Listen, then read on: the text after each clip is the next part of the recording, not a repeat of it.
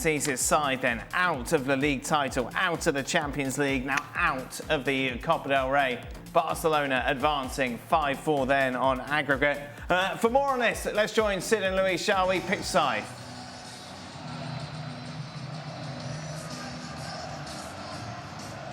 Come on, boys, talk. See, there's a long delay, they can't hear you. Maybe they can. Hello. We were expecting for. Are you going to ask something, or are we just going to supposed to? Any questions? Last time I saw you were the journalist, Sid. I was teeing you up to be the journalist, to chat to the ex-pro, and we were going to go for a cup of tea, and then that was that. Okay. Let's go for the question then, Louis. Shall I give you the question? Barcelona, who dominated the first half, Atletico got back into the second half, but did they ever really get back into it enough? I thought that Atletico Madrid did a very good job in the second half. At least we saw that increase on the intensity. They were more aggressive going forward. They dominated for a few minutes, but very quick, I think Hansi Flick understood that he needed to make some changes. Araujo as a centre-back to help the problems that they were having with Sorloth in the middle of the park. Those transitions that Atletico Madrid was doing, they were working, and they needed something extra. So bringing Eric Garcia, I think it was a fantastic move, because he's got that understanding as a proper centre-back, just playing in front of them. He understands that he has to stay there, not moving. Frank de Jong was losing sometimes the position. So I think that Atletico Madrid did a good effort. They had a few more options than in the first 45, but at least we wonder again why this Atletico Madrid didn't start like this from the first minute. And that's something that we've been asking for quite a long time. Yeah. Why this Atletico Madrid doesn't play the games like this, with that intensity, with that amount of players, committing players going forward, to try to bring the ball, because the first 45, they were, how much? 60 meters away from the goal. That's what Barcelona wants, because those transitions, we saw them, they were so tired. So that's been Atletico Madrid for the whole season, and that's why they are in the situation that they are at the moment. Sid, the high line worked. Yes. They cut Sorloth offside. It worked. Well, I actually, you know what? I think it probably is worth picking up and running a bit with what Luis was talking about, the changes that Barcelona made, because this was a first half, and I'm not sure you presumably would have seen it in a similar way, but I watched it from behind the goal. I had the goal that Atletico were attacking in the second half, and the goal that Barcelona had attacked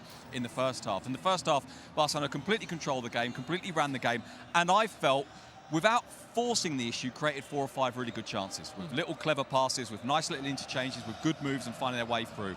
And then in the second half, for the first 10 minutes of that second half, you're watching Atletico come. It's a different type of approach. They're going really aggressive, really quick, really opening the pitch out, and thinking, you know what, Barcelona are going to struggle here. And I thought what was interesting was that with those changes that Hansi Flick made, it wasn't just, and this speaks to your high line thing, Barca did come a little deeper.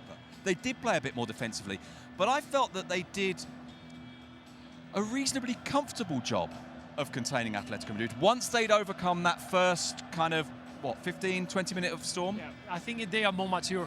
We've seen this Barcelona side making mistakes in the past with that high line, keeping it at any stage, at any moment, at any phase of the game, and that cost them a lot of points, that cost them a lot of bad moments, because let's not forget that they were ahead in the beginning of the season, way ahead, playing very well. They got that big load that they were having a lot of problems, conceding, being vulnerable. And today, I totally agree with Sid. They managed the situation. They played with a high line in the first 45. In the second half, when we understood that Atletico was more aggressive, they brought down a little bit the line, so they were more solid, they were more compact. They could manage a little bit better the spaces, and the control. Once again, that were the control of the game. They were losing the control, and they managed to get it back. Grab the ball, bring the ball to Pedri, to Frankie de Jong. They are the players who can handle the situation, slow down the game, and then Atletico Madrid stop being dangerous. So I think that Hansi Flick once again understood that he needed to do those changes. We have to give credit, but also to the team to manage those phases to a medium block or to a high block, and to give it the credit to Sid. I think that high line is fantastic for Barcelona, but right now they understood that you cannot play every single game, every single moment this way. That's why this is a very mature, good team. Do you know what, Luis? There's another thing with Barcelona, I think, that we're seeing since the turn of the year. And that is that at the start of the season, the conversation was quite often about the way that Barcelona's style had changed in attack. They were much more direct. They were much more aggressive. We talk about high lines. They were running into the space behind high lines. Yeah. And I think what we've seen in the last 5 or 6 weeks, maybe even a little bit longer, is that they're now taking control of the game and playing in what I suppose you could call a more recognisably Barcelona style. It's quick interchanges, it's tight spaces. It's not just releasing Rafinha behind. They're able to do both things, both I think defensively, but also with the ball. Yeah, because they've been learning. Now they are adapting the game what is needed. Before, with that high line, you need the speed, you need the pressure, you need to run to the space to create. The teams, they used to be in a very tight spaces, so you need to move the ball quicker. Today, in the first 45, it was about being patient. Bring the ball to one side, the other side, to move the defenders of Atletico Madrid and find those pockets. That's how you found Ferran Torres. In the end, it's about understanding and adapting what you got in front. And these players today did the job. They knew when to press, they knew when to go back, they knew how to suffer in the moments that Atletico Madrid was a big more threat, and in the end they managed to get a fantastic result. It's not about scoring 4 goals every game, it's about getting the job done, and today they did it in a very good style. But once again, Atleti have left a big chunk of it in the locker room. Well, they gave them a 45-minute head start, didn't they? I mean, they're at home. They were so pedestrian in the first half, it was, quite frankly, it was embarrassing. Barca didn't play as well in the second half, and we kind of expected that, because that was a high standard in the first half. Atleti were better in the second half, but to the boys' point, not good enough. I mean, only to muster 6 efforts on goal in a semi-final at home, and none of them are on target. Yeah, the Sorloth was on target, but it was offside, so it doesn't count. Is, quite frankly, something we've become quite akin to with the Simeone team. Nearly, I mean, they've had success, but at the moment they just seem to be nearly. You know, and there's been a bit of a bit unfortunate with the double kick in the Real Madrid game from Alvarez. Not a lot you can do about that. It was very controversial. But again, when you look at the squaddy players that they've got, and we seem to be banging the drum about this every time. Why, oh why, does a team with a lot of talent play in the manner in which it plays, and quite often leaves it until it's kind of desperation time to throw on Sorloth, to make the changes? And once again, you can't keep chasing a game every time you play, or more often than not when you play in the big games, and get the result at the end. They got what they deserved today. Yes. Absolutely nothing. And I think arguably they got what they deserved, with the exception of the Champions League exit, of what's been going on in La Liga, and of course we saw today in the Cup as well. The Champions League, they were unfortunate. Yeah. The Real Madrid game, that was a body blow. The league game, they threw it away. They were 2-0 up. Obviously, it was an amazing result with the Montjuic, when, against all odds, when Sorloth comes on and scores. But this Copa del Rey game, semi-final, second leg tonight, it was like it was flat until the end. It's on them, isn't it? It was flat for them. This one's definitely on them. Yes, Barcelona played well, but the way they started the game, and you've got to ask, how is Simeone sending them out? What's the message that they're stepping on the field with? Because for everybody looking in, you've done the hard work, you've got the result away from home, now you take advantage of being home and having that crowd behind you. But there was a complete opposite. It was almost like Barcelona were at home. And that has to be on the message the manager's given. And it was never going to be as easy in the second half. Just because at this level, you never get 2 halves pretty much the same. One dominating so much, and it happens again in the second half, particularly away from home.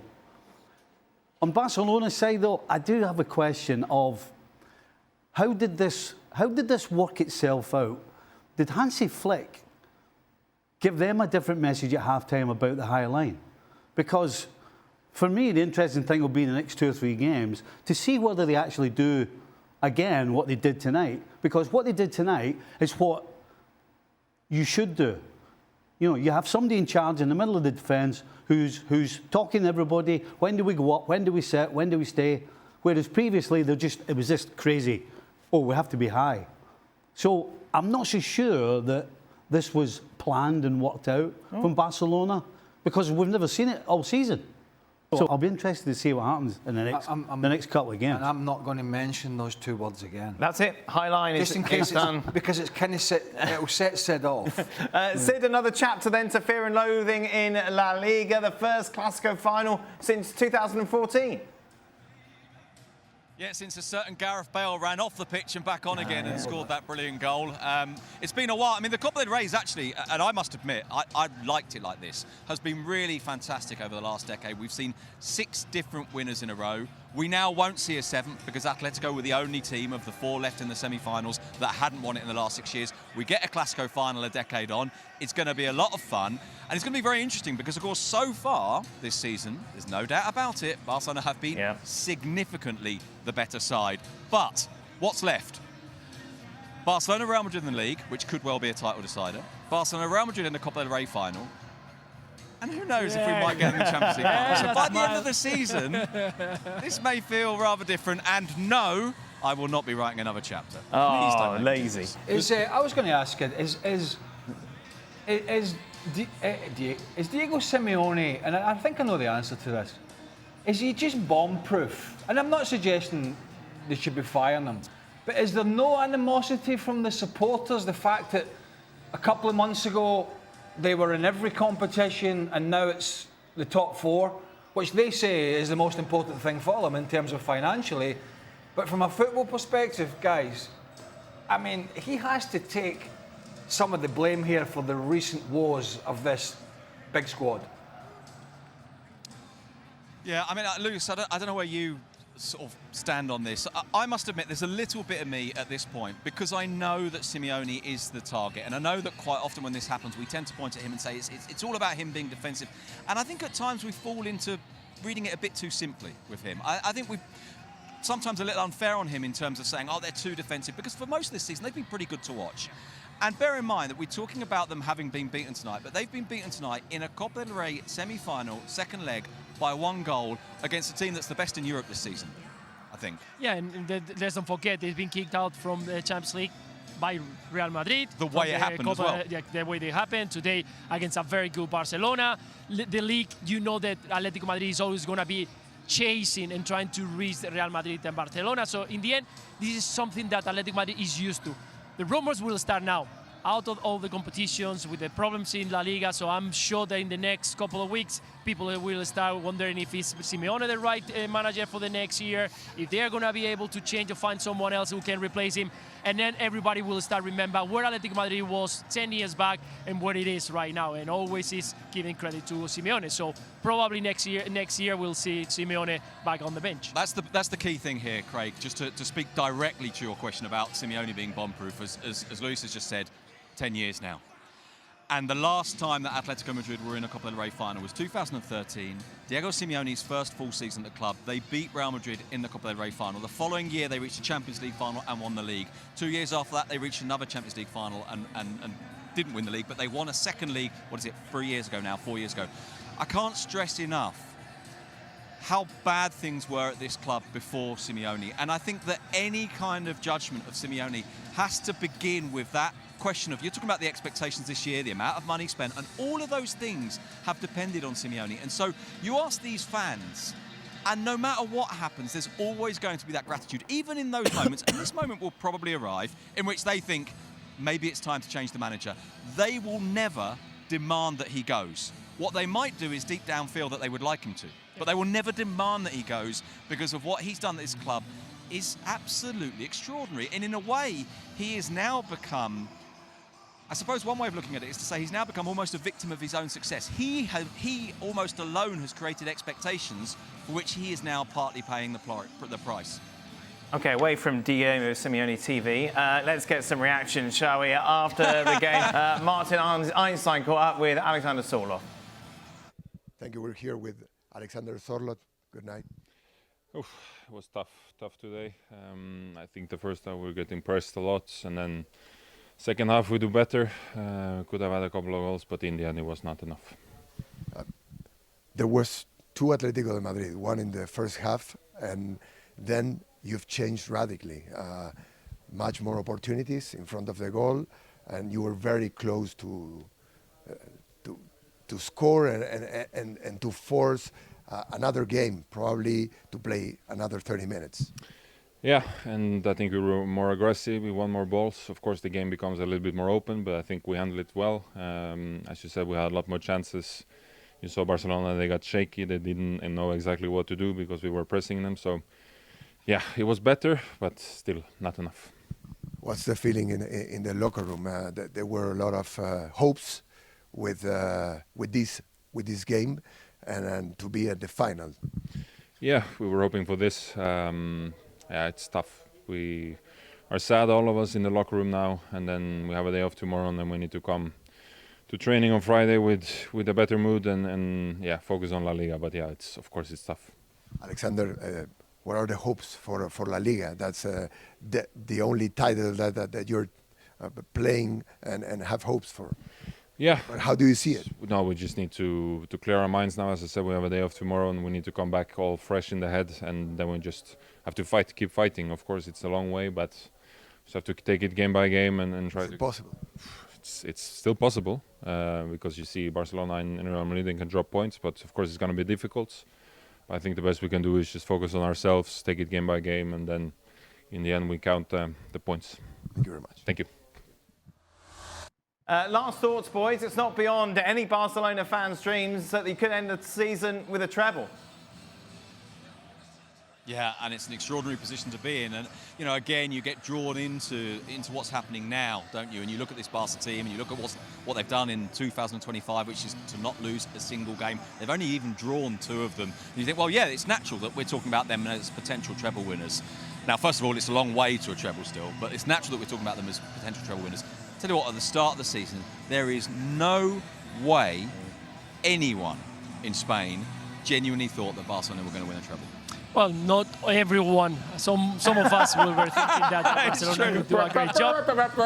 Just to say that. But let's focus on the ones that have been out of these competitions. Atletico Madrid, that Solo just mentioned, is game by game. That's the only thing that they matters right now. Trying to see what is going to do Real Madrid and Barcelona.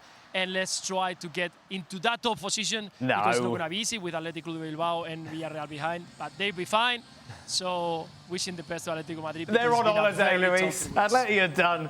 Thank you very much, guys. Much appreciated. Luis, of course, the only one who said that Barcelona will win the title at the start of the season. Just a reminder then, action continues this weekend. Real Madrid against Valencia, and it's Barca against Real Betis. Job done very much for the hosts. Everton failed to muster a single shot on target. Taking a look at what that means then at the top of the table. Liverpool re-establish then that 12-point lead with 8 matches remaining in England. Frank Leboeuf joins us. We'll be hearing from Frank in a moment. But Stevie, job done, 3 points. Yeah, that's all that matters now. It's not about getting the cherry on the top and looking good and all the fancy footwork and creating thousands of chances and scoring lots of goals. It's about getting the result. Yeah.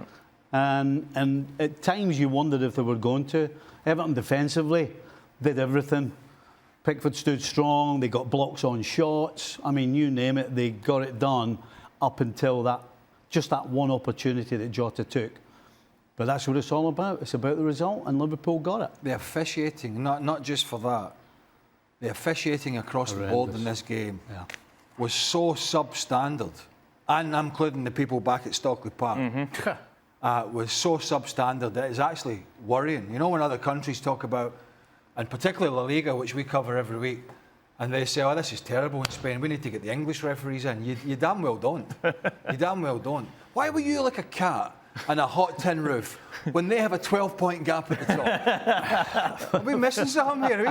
We were sitting going, what are you talking? Well, it's all right, it's okay. I mean, they're going to do it with like a cigar. And that's it, and that's why it's kind of difficult to go into too much analysis of this game, isn't it? It's kind of, you're just meandering towards the inevitable, and that's just the way, and fair play to Liverpool. They're the one who's the disappointment is now that they are out of these other competitions because they're going to win this one so easy. Yes. It just feels like they're going to fall over the line. Yeah.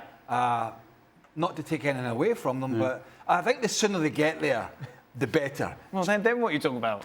Huh? Then what? The Premier League's done. Yes, right? it's a damn squib. It's done.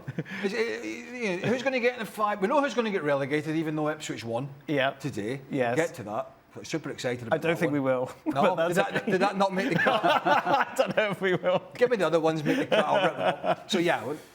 Frank, just take me through the challenge that we saw from Tarkowski in the sense that, is there any argument to say, yeah, it's just the momentum, though, of him winning the ball? My concern is, yeah, you can get the ball and he gets the ball, but as soon as he has gotten the ball, he has to bend his leg, but he keeps his leg straight, just to hurt. So therefore, on purpose, McAllister.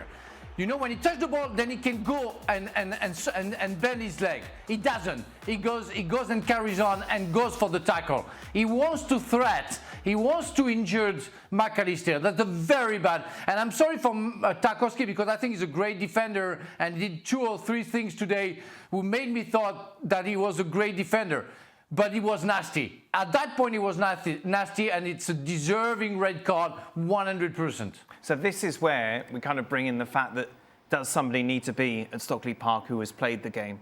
Because you three have all said exactly the same thing to me, in the sense that he wanted to lay one on him. He wanted to make It's the kind of challenge, I'm not suggesting Stevie made it, but it's the kind of challenge back in the 70s, the 80s and the 90s and the early 2000s, when a player was annoying you or giving you a lot of chat, or you were in a bit of a scuffle with them all game. When a ball landed like that, you thought, right, I play the ball here, it's not going to be a free kick, and I'm going to wipe him out. So Tarkowski knows exactly what he's doing, yeah? He knows exactly what he's doing there. And let me tell you, Alexis McAllister is very lucky that his full boot wasn't planted in the ground. Because what happens in these scenarios, when you plant your studs in the ground, or your cleats, or whatever it is they wear these days, how deep they go in, is because the traction of those now, with the modern technology, is so good that the knee's got nowhere to go because it's planted in the ground, and so the only thing that can happen is the knee buckles. So he's lucky that his foot wasn't completely into the ground, McAllister, and he had some leeway from the challenge, but it was a horror show. To answer your question, but I think it wouldn't do any harm to have a player in there, not making the decision, but just to give a little bit of advice or an insight into what a player might be thinking. Right. However, with this challenge, you shouldn't need to have played the game to understand, because the referees, when they're doing their training and they're taking through all the steps of what makes something a red card, my goodness, every single thing you saw in that replay has got the steps of a red card. And so you don't need to be a former professional player to understand that that's a red. Meanwhile, Frank, David Moyes furious that the goal was given that Luis Diaz was offside in the build-up. And I 100% go with him, because that's Tarkowski has to tackle, because he doesn't know. He knows that Diaz is offside from him, but he doesn't know where his teammates are, and it's not 100% that Diaz will be offside for everybody.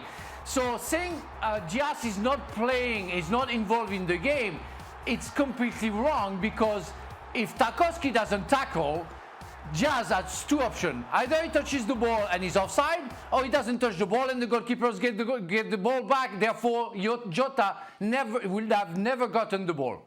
That's where is my point. Diaz is part of the equation of the goal, because he asked for a decision from Tarkowski. Tarkowski has to go for the tackle because of Diaz, not because of Jota, not because of something else, because if he's on his own, he doesn't even touch the ball. If Diaz is not behind him, he doesn't touch the ball. So cancelling the fact that Diaz is behind and is not being involved, it's wrong. It's not football for me. He doesn't have to.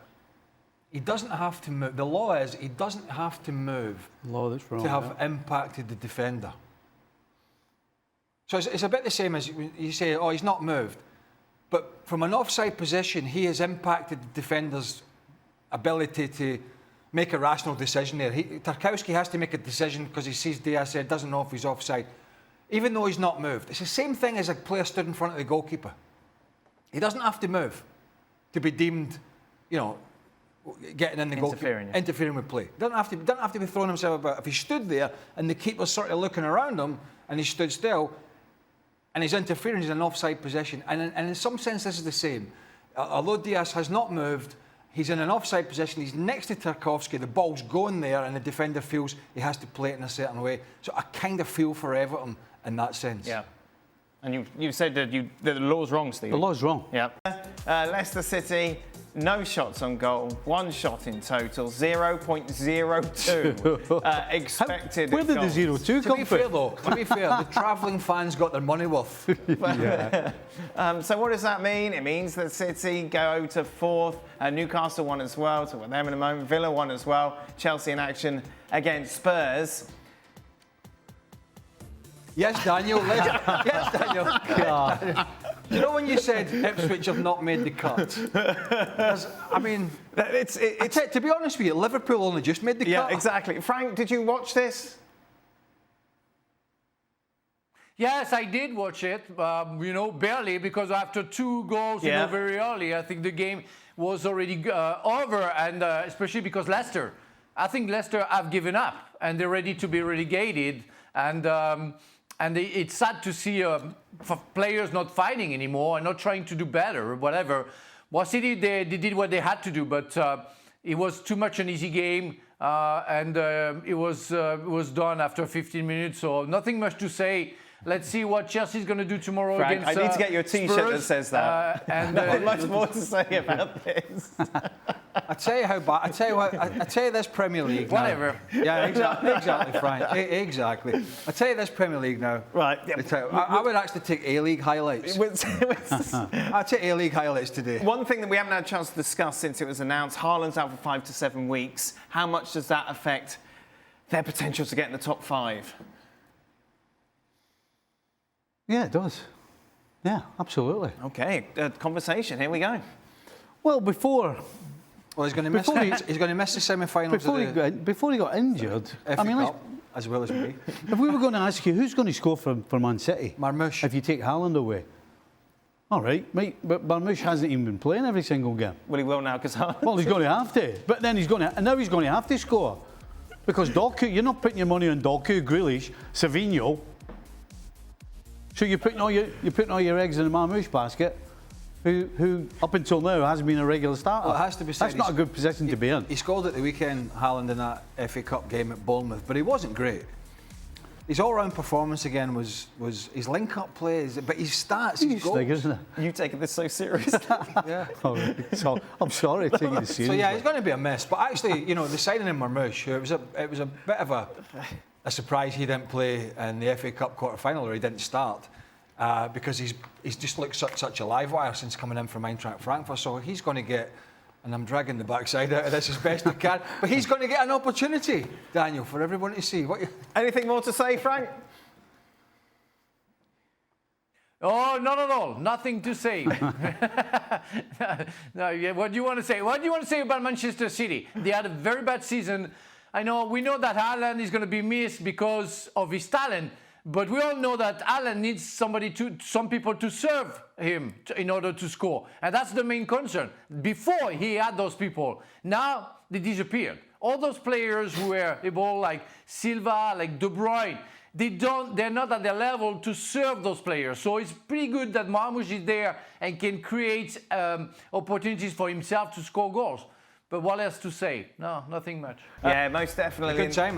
What are they in the quarter-final of the Champions League? They're in the quarter-final of the Champions League. They're in the semi-finals of the FA Cup. They're very much in contention as well for the top 5. 3-0 to Villa. Obviously, Frank, you look at it on paper and look at the way they demolished Liverpool. PSG are big favourites, but you see what Aston Villa are doing, a little bit of life to them going into this Champions League tie next week. Yeah, nothing is given. Yes, Paris Saint-Germain plays very well. Yeah, they showed against the best team in Europe.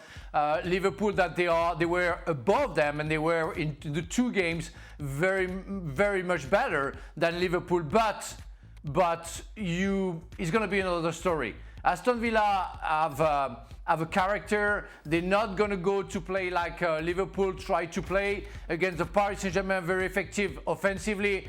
Unai Emery knows Paris Saint-Germain very well. I think he's going to be very conservative. And look at the first goal. I mean, you defend, you have a corner, and you have a player like Marcus Rashford who just makes a sprint, and he serves, and he scores a goal, and he changes everything in the game. So, to predict anything in football is hard. Yes, Paris Saint-Germain are the favourites since they beat Liverpool and got qualified for the quarterfinal. But saying that it's going to be an easy task, no, far away from there, because Aston Villa have proven this season and the season before that they are very effective as well. It's quite simple for me, this one. If PSG can reach the standards of the 2 games against Liverpool, that's a standard I don't think Villa can get to. They're not quite there. But if they drop below that and Villa have their A game, it could be a tight affair. It's a bit like the Carabao Cup final with Liverpool and Newcastle. When we sat here and said, what's a pathway for Newcastle to win? Was Liverpool being a bit off colour and Newcastle being, with the crowd behind them, absolutely at the top of the game, which they were. Joe Linton, Isak, Tonali, Guimaraes, and Liverpool were flat. That was a pathway for Newcastle to win, and they did. That's the only really way I can see a very good Aston Villa side beating PSG if they're sort of 20-30% down in that Liverpool doubleheader, because that was, Stevie, that was something else, wasn't it? No. I just want to pick up on a phrase that you used during the highlight. Marcus Rashford busting a gut there, and some of the criticism that was thrown at him when he was at United, that he wasn't working as hard as others, that he wasn't showing the same commitment that he had in the past. As much as we talk about confidence and as much as we talk about leaving the club to find your best form, how much is that on him, though? Look, it's on him if he's not putting the yards in and the effort and all the other things in training. But you can see in games that he's reverted back to being a kid.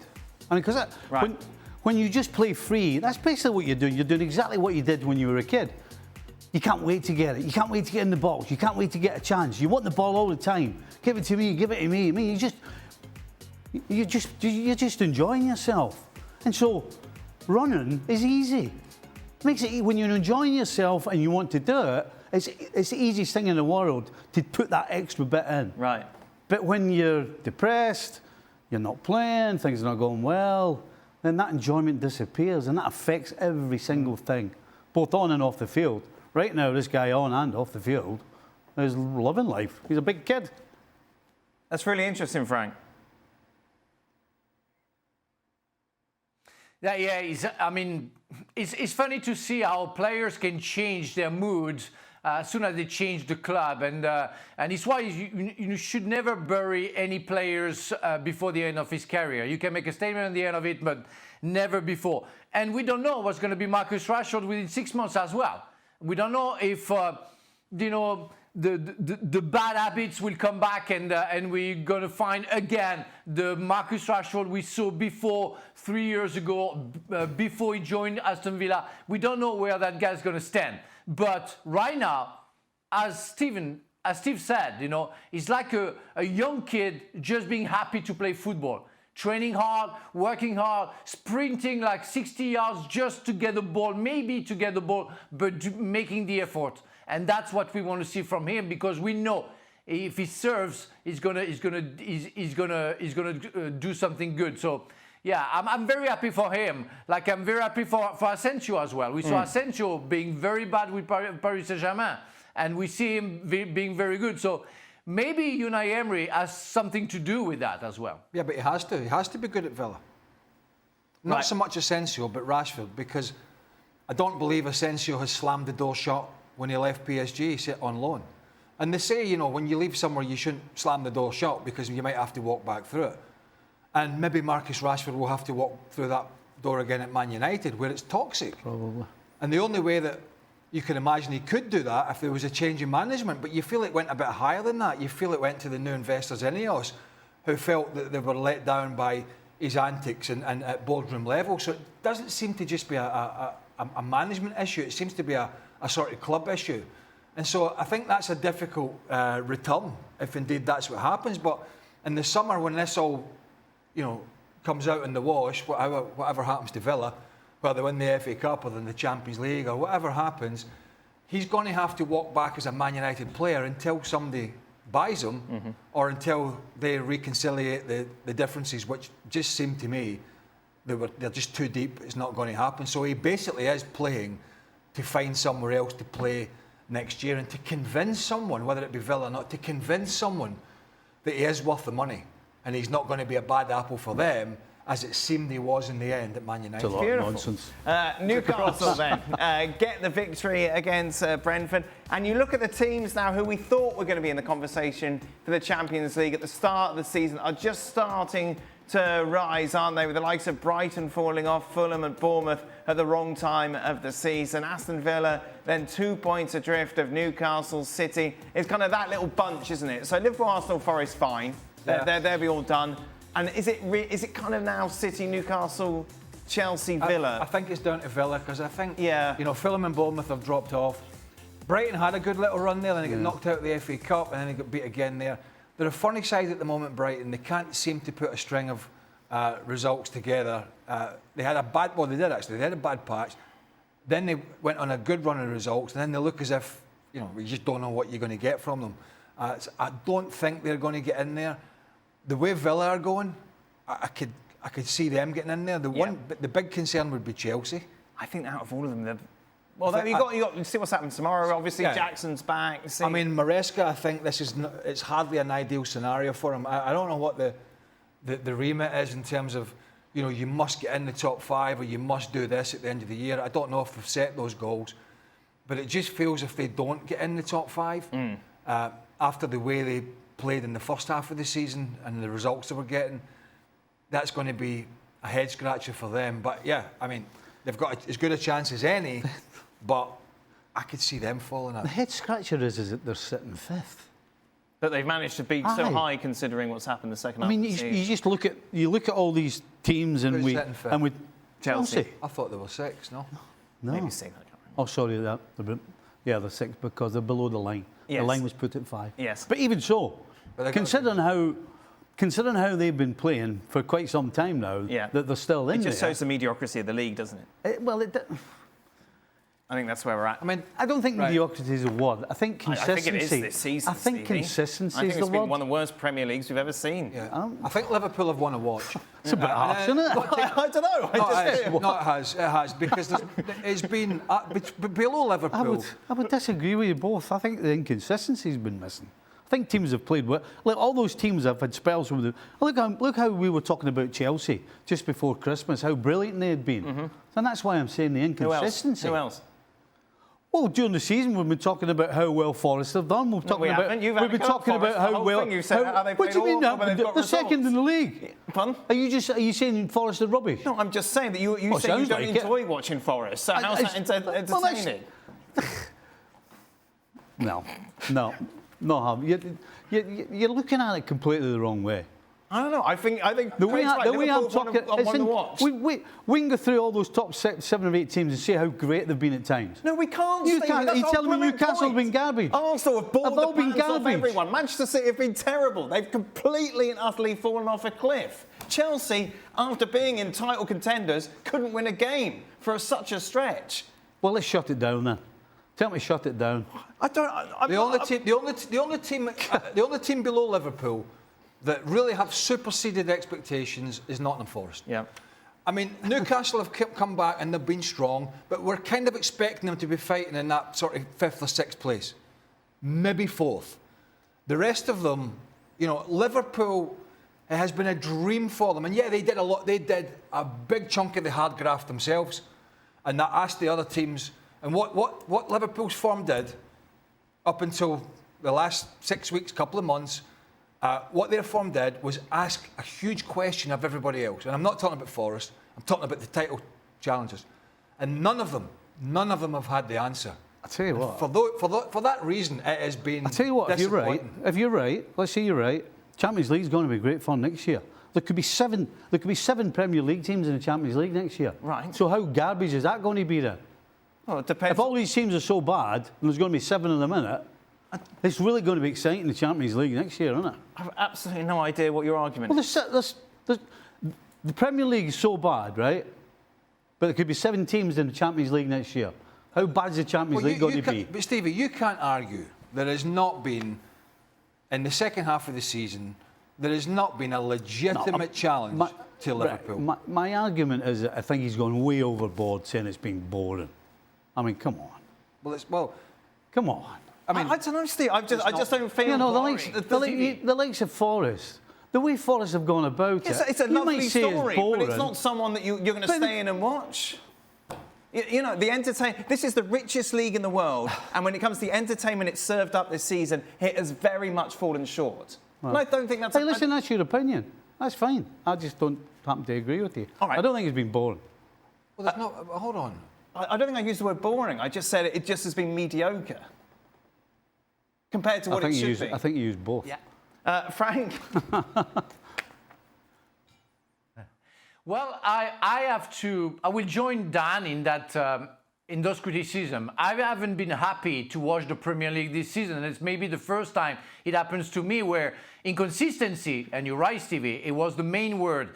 But sometimes it's been mediocre. Thank you, Frank, you're right. I wouldn't say it was boring because it's never boring, but something, yeah, it's always been something interesting about the Premier League if I compare with some other leagues in Europe. But it's true that the first time that I wonder if the level has dropped a little bit, if it's an accident, if we're going to see those teams that we normally see at the top, we're going to go back to their best. But I'm sorry, Arsenal has been not as good as last season. Manchester City, no way. Chelsea has been better, but now is getting back to, or maybe a little bit better than the season, but it wasn't perfect. Liverpool was much better, but now for the past games, yeah, they're going to win the league, so maybe they drop their motivations. But I'm not convinced about the level this season that we have seen. So is it because of the mediocrity, because of the inconsistency? I don't know, but they have to go back to their best the next season because criticism is going to come fast because we are expecting much more from the Premier League, and we have the right to think that. One more game. Did you want to say something? No. Okay. Over Leipzig, going their way on the day, and afterwards Archie Rintot, who was pitch side for us today, caught up with the big man, Nick Faltamada. That right? I don't need it. Nick, it is a pleasure. English? English, yes, okay, please. Okay, we will do it. We're live on ESPN. Oh, okay. Now, it has been quite something to watch those scenes right now. Describe what it was like for you. Crazy. I never had this feeling before. I guess today was amazing atmosphere in the stadium. I never saw it like this. Yeah, every duel, every good situation, the fans celebrate, and we're really happy about it. We win this game. This is important. Now in seven games after, I don't know how many weeks it is, but we have an amazing game in Berlin, and I guess our fans, yeah, this city will be full. So I'm really happy about it, and I'm looking forward for it. Nick, I've got to confess, it's a lot of fun watching you play football right now because you have so much joy when you're on the ball and when you're dribbling. What's it like for you on the pitch? Because you just seem to be playing without pressure. Yeah, today I felt a bit pressure, to be honest. It was not so easy for me today. I lost many duels, but yeah, I scored a goal, so don't care about my game. But yeah, I'm really happy, and yeah, it's good to hear. That makes fun. Yeah, how I'm playing, and I like to be the entertainer. I need to know, where does the great dribbling come from? Jamal Musiala told me he dribbled through cones when he was younger. What did you do? Yeah, I did also, but I don't know. I guess I'm lucky. My family, they played also good. So maybe my dad says it's always from him. My mom said I got it for her. So I don't know who gave it to me, but I'm really happy about it. And yeah, it's just makes fun to dribble a lot, and it's really nice. I think Fritzler's quite happy. Yeah, Fritzler got very happy there. We'll get to Stuttgart in a minute. Nick Faltamade, why is everyone talking about him right now, LA? Well, you know he's doing good things when Bayern Munich starts hovering around a player, and that's what's happening with Nick Faltamade. Here's the thing, and it's something that we have talked about in our coverage time and time again.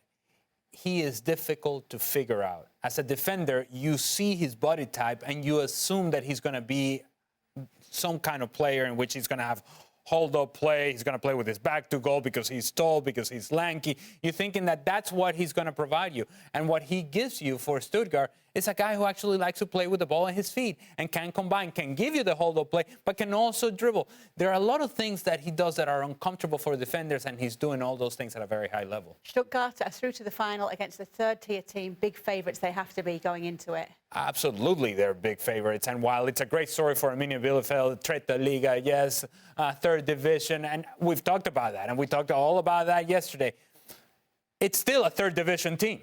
And this is still a Bundesliga team. And there are differences in quality. And those things haven't shown up just yet. They may show up in the final. But if you're Stuttgart, you're coming into this knowing full well that you're the favorites and knowing full well that winning the Pokal dresses this season up for you. It turns this season in what has been disappointing, underachieving, to kind of, wait a minute, we have the potential for this to be a great season. And how does it become a great season? By winning this title. Yes, it all rolls on as well. German football here on ESPN Plus. Stuttgart will be back in action at the weekend. But before we get to that weekend, it is Augsburg against Bayern on Friday to kick the round off.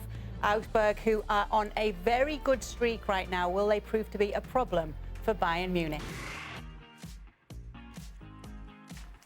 Welcome into the latest edition of Extra Time. Craig and Stevie here along with Frank. Frank, first question. Who will win the Copa del Rey?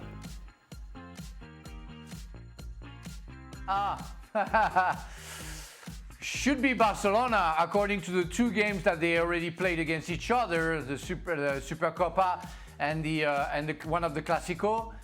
But again, we are talking about, and yesterday you asked me about Arsenal, who should win against Real Madrid, but Madrid, when they play the final, Real Madrid, when they play the final, you know, they always manage to win it. So I want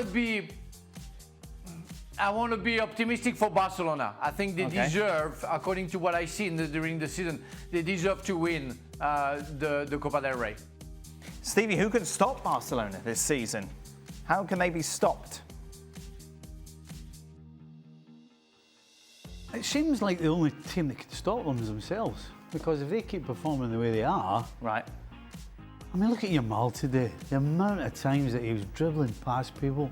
I mean, that little change of pace he's got is frightening. Yeah. His finishing ain't bad either. So, is he the best player in the world at the moment? If you're picking a team tomorrow... Dembele as well. Yeah, I'm picking Yamal. If I'm picking a team tomorrow... Yeah. If you have first pick of all the players in the world at the moment... You couldn't really make a mistake by picking Yamal, could you? No. No. No. No. No one even comes close. Not even Dembele, I'd say. Not even Dembele. Not even Vinny. Not on this season's evidence, you would suggest. What do you think? You could chuck Rafinha in there as Most well. definitely, in that conversation. Chuck both of them in there. Yeah. Can anyone explain what exactly gets a red card these days? Of course, the challenge that we saw in the Liverpool-Everton game. Depends who the officials are. Yeah. Clearly, they all think differently. What would you prefer? 3 months of doing Dancing with the Stars again, or 3 months in a VAR booth, Frank? Which one are you choosing? You can't do your hammy in a bar booth. Going back to Dancing with the Stars, you know. I mean, I don't know. Maybe in the VAR booth, you know, they have good drinks, because sometimes they seem to be not near the computers, you know what I mean? So maybe enjoyable to be in the booth. Which one pays the most? Well, I imagine Dancing with the Stars is quite lucrative, isn't it? But, you know, we saw a challenge in the Real Madrid Sociedad game yesterday. It wasn't as bad as, wasn't as egregious as the Tarkowski on at McAllister today, which was, let's be honest about it, that one was... You mean Rafinha? Rafinha? No, yesterday. Oh, yesterday? Yesterday. There was a challenge on Vinicius Junior in extra time. And it wasn't, but it was late, and it was no attempt to play the ball, and it was high. And it was just like, it ticked all the boxes. The one today, though, was a leg breaker, as we call it. Right. So that's, McAllister could, in fact, at the end of it, Tarkowski was explaining himself to McAllister at the final whistle, and McAllister was quite all right with it. I don't think I would have been having a conversation with him, to be honest, after a challenge like that. Mind you, he's a big lad. Frank, why is it not working out for João Felix each time he joins a new club? It's just simple, he's just not good enough? Well, that's a question you could have asked last year, the year before, and maybe the year before that. So, I don't know, that guy has to wake up. I mean, that's insane, the talent that he has in his feet, but that his brain doesn't work the same way, and he should be more motivated and more, thriving for something, more interesting. I don't know. He has everything to be a good player. He has been a good player, but he has been inconsistent like hell, and that's killing me. You know, I would have had like 10% of his talent. I would have been an absolutely fantastic player. He has everything in his feet to become one of the best players. I don't know. It doesn't work enough. He doesn't maybe believe on himself. I don't know what's going wrong with him, but I don't know. Everything is not working right now for him, but because of himself. It's a classic. And he should feel shrink or maybe something to sort out the problem. It's a classic case, isn't it, of a teenager who probably most clubs in the world wanted him, certainly the elite in Europe. And Atleti paid this fee of well over 100 million, but it was the wrong move for him at that time in his career. You know, and sometimes you just can't have that crystal ball. But going to that style of play at that point in his career with his ability and the way he played was not the smartest of them. Like going into Barcelona would give you the opportunity to kind of but he'd already discover that. He'd already had I don't know how many seasons I've been in the doldrums, I've been in the side and out the side and on the bench, and he's kind of the sort of, you know, that energy's gone out of him at that point. When he bowls into Atleti as this guy, he's like, you know, he's going to be the next great And it's thing. difficult to rediscover that energy again. Well, it's not that easy, It's interesting, because do you remember when Chelsea signed him? We were like, what are you doing? Well, Atleti were like that, and then obviously it just has been a disaster. And that's what I was going to say. You know, he's made bad choices where he's gone, you know. On the face of it, go to Barcelona seems a good thing, but they were in turmoil at the time. And what did he do? He goes to Chelsea, guess what? Chelsea's in turmoil at the time. So you stick that on the first one, going to Madrid to a team that are more defensive minded. Just bad choices, as well as other things, but bad choices. How can he go there to Chelsea on loan? Really not, apart from getting sent off in his first game at Fulham, not really have an impact and be kind of wishy-washy. Yeah. Goes back and then they spend 50 on him, or give or take. When we sat here when it happened, we were like, what are they doing? When you've already seen the movie unfold in front of you, and you've had a look up close and personal, and think, right, he's a good player, he's a very, very talented player, but really, it's a bit like Asensio and Rashford at Villa. Multi-talented, the both of them, but they're on loan, so Villa are having a look at them. If they don't do very well, Villa will just send them back. Yeah. And that's what Milan are going to do with him. They've already said that he's going back to Chelsea at the end of the season. Yeah, and he's in the Milan side where they've just changed manager, and the new manager's crackers, Sergio Conceição, and he wants to fight everybody. And it's just the wrong move for him again. Frank, which French player did you enjoy playing with the most?